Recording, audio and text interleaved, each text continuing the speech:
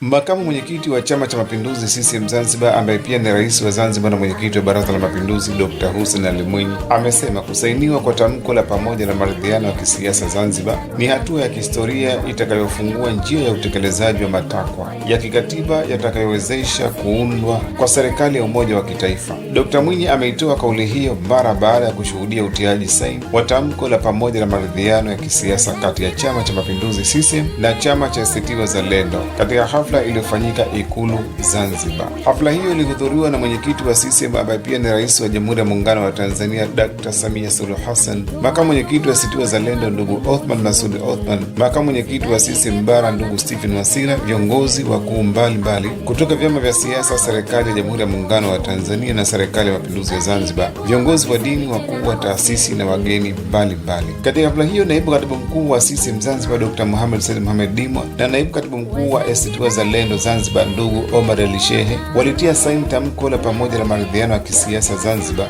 hatua iliyopokelewa kama ishara ya kuimarisha ushirikiano wa kisiasa na kuendeleza amani nchini. Dr. Mwinyi amesema maridhiano hayo yanafungua ukurasa mpya wa ushirikiano kati ya vyama vya siasa na yanapaswa kulindwa na kuendelezwa kwa maslahi ya wananchi wote wa Zanzibar. Kiongozi huyo ameongezea kusema kuwa serikali ipo tayari kushirikiana na viongozi wote wa vyama vya siasa na wadau mbalimbali ili kuhakikisha maridhiano hayo yanatekelezwa kwa mafanikio kwa lengo la kudumisha umoja, utulivu wa kisiasa na kuharakisha maendeleo ya Zanzibar. Hii ni Rada Online TV Pemba.